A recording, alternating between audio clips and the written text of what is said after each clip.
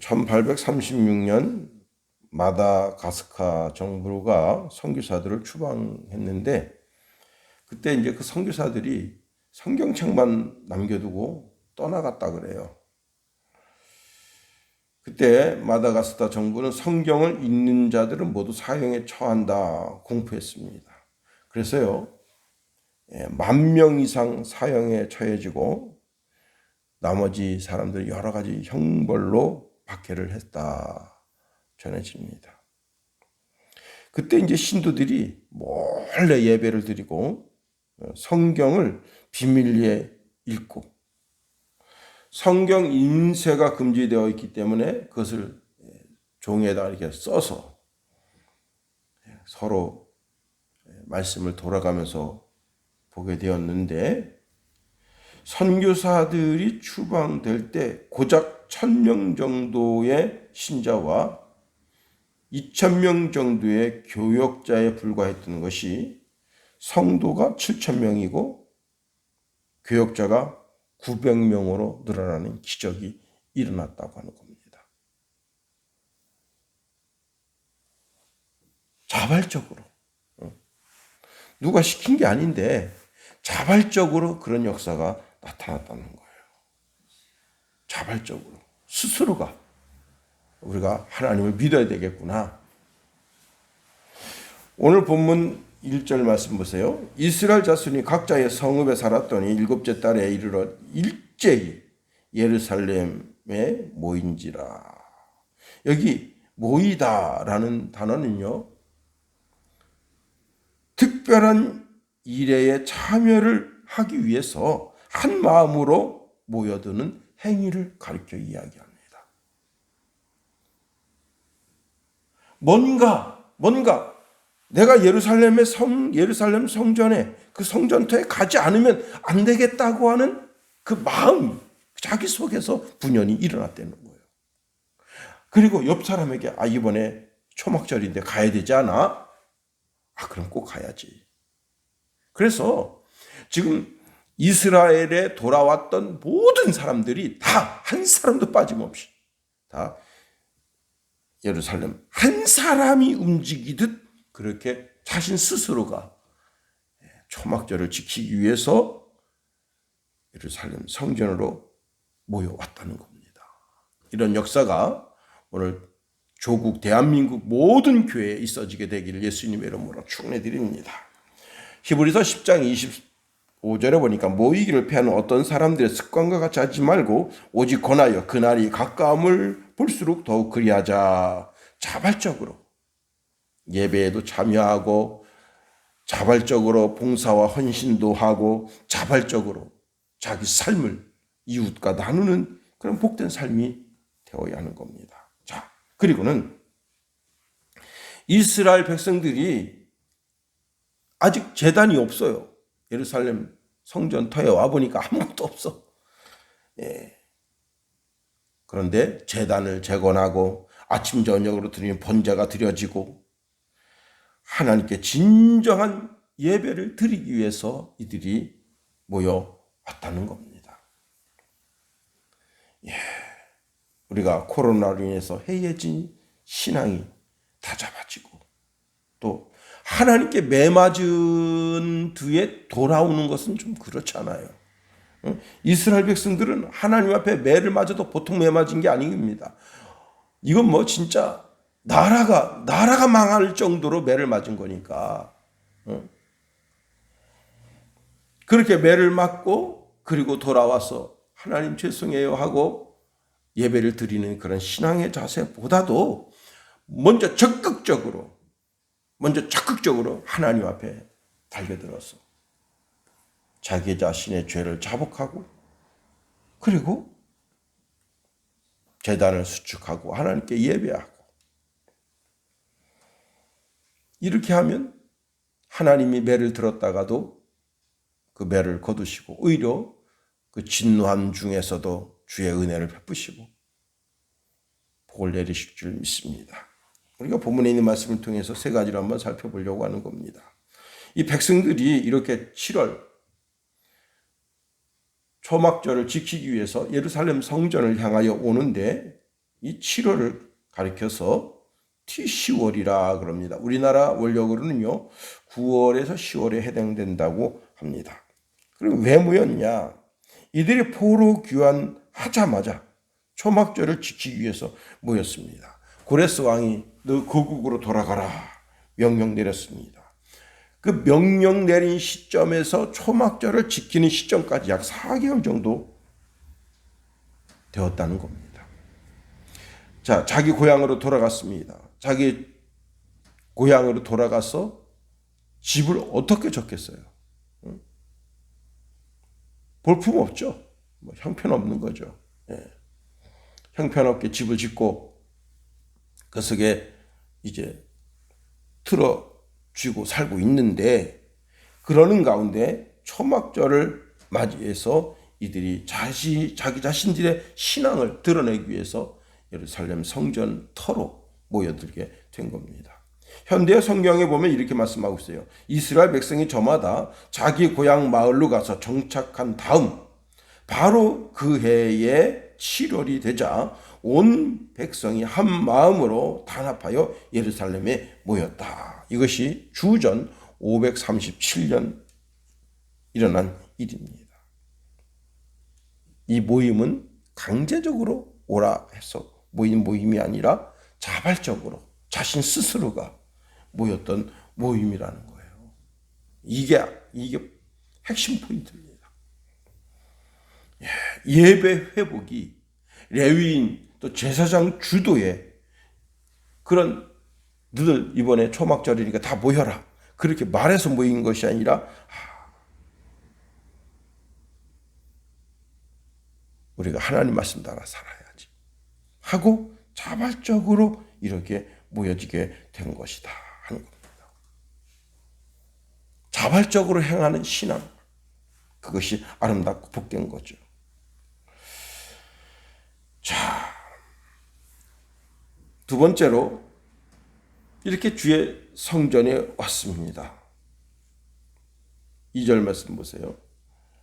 요사닥의 아들 예수아와 그의 형제 제사장들과 스알데엘의 아들 스룹바벨과 그 형제들이 다 일어나 이스라엘 하나님의 제단을 만들고 하나님의 사람 모세의 율법에 기록된 대로 번제를 그 위에서 드리려 할세.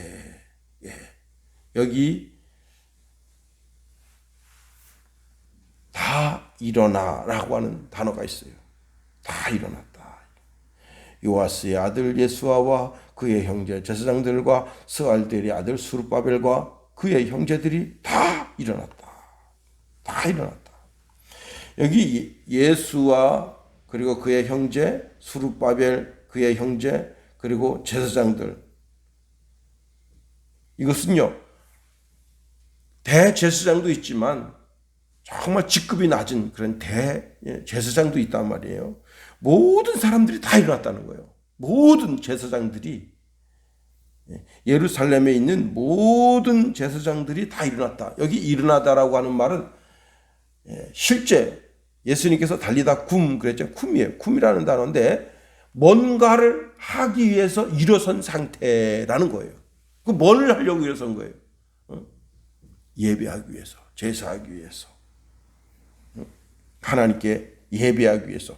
이 쿰이라고 하는 단어가 군인한테 적용되면 전쟁하기 위해서 일어나는 것이고 이 쿰이라고 하는 단어가 학생에게 적용되면 공부하기 위해서 일어나는 것이고 회사 사장에게 적용된다면 자기 사업을 위해서 혁신적인 일을 위해서 일어나는 것이고 정치인이 이 쿰이라고 하는 단어가 임하면 정치를 이루기 위해서 일어나는 것이고 제사장이 일어났다고 하는 것은 하나님께 예배하기 위해서 일어나는 행위를 가르쳐 이야기한다 말하는 겁니다.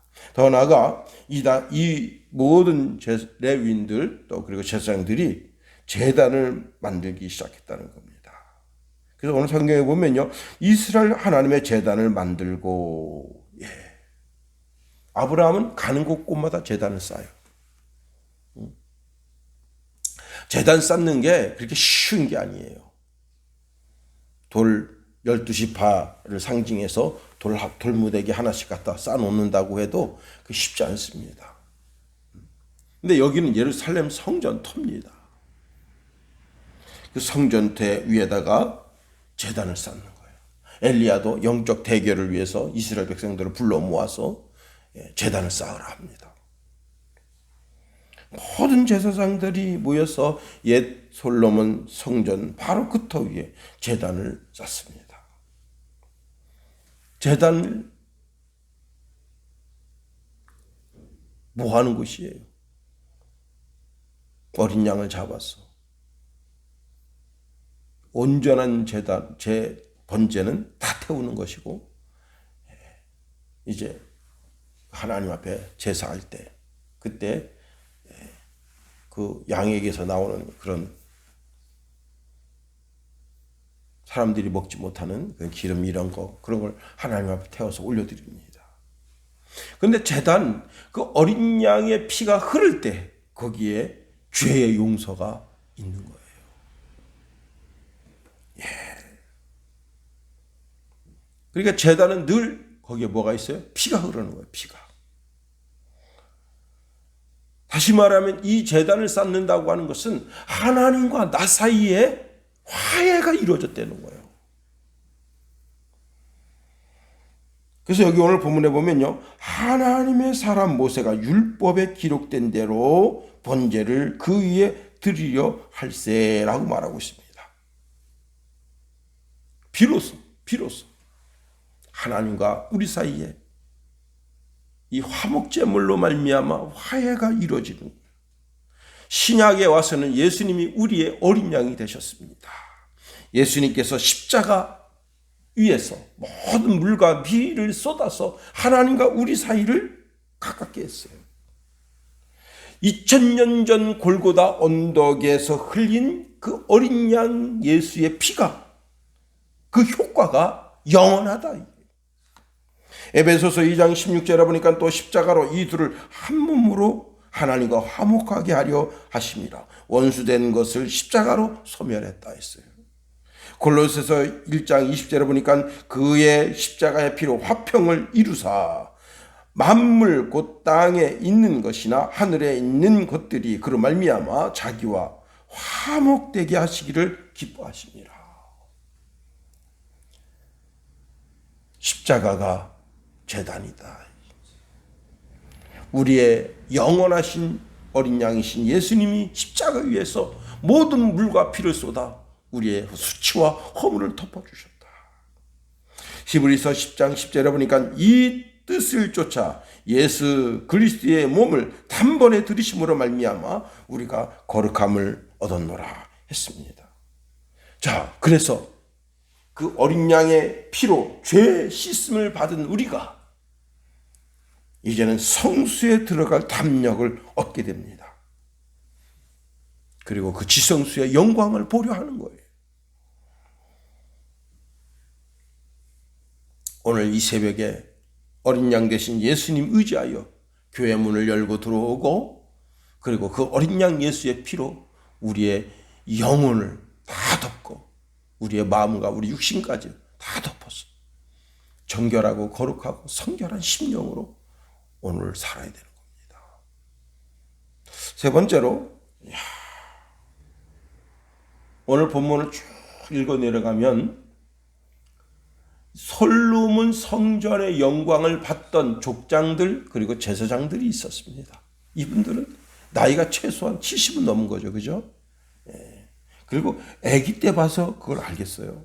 그러니까 최소한 7, 8살 혹은 15살. 그러니까 이분들의 나이는 거의 90세 가까이 되신 분들이에요.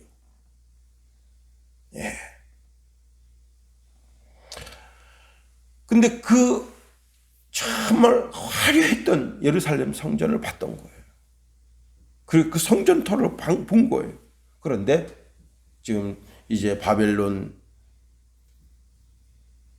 나라에서 돌아온 이후에 지금 이제 석수를 그리고 목수를 이렇게 구해서 이제 성전터를 딱 잡는데 너무 초라해.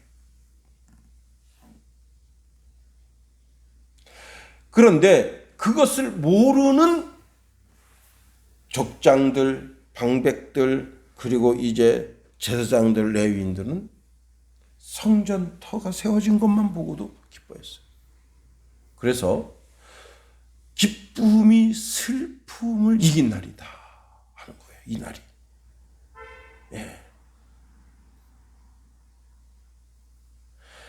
옛날 과거에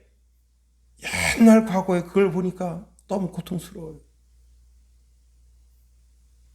그런데 그래서 그분들은 그것 때문에 너무 초라해서 울었어. 그러나 다른 일반 백성들 그리고 이제 방백들, 레위인들, 제사장들은 과거를 모르잖아요. 제가 이제 군 생활할 때 그 동네에서 일단 양양까지 가요. 양양읍까지 가서 거기서 버스를 다시 타고 그리고 속초로 나갑니다. 지금은 뭐 바로 가는 게 있을지 모르겠어요. 근데 제가 이제 군 생활한 데가 기산문이라고 하는 곳인데 기산문이라고 하는 곳에서 양양으로 가서 양양에서 다시 이제 그 국군병원 앞에까지 가는 차를 타고 가서 거기서 걸어 들어갑니다. 물론 이제 앰뷸런스를 타고 가면 최고 행복한 거고 그렇지 않으면 늘 그렇게 가요. 거기서 이제 병원에서 이렇게 그 이제 진료를 받고 다시 똑같은 방법으로 돌아와요. 그러면 시간이 좀 남아. 그러면 양양에 와서 짜장면을 먹는데 아주 맛있게 하는 집이 있어요. 지금도 그 골목이 선해요. 근데 아마 뭐 지금 뭐 거의 30년 이상 됐으니까 바뀌었겠죠, 이제. 근데 그러나 옛날 그 골목이 선해요. 골목 안에 그는 짜장면 집이 있어요.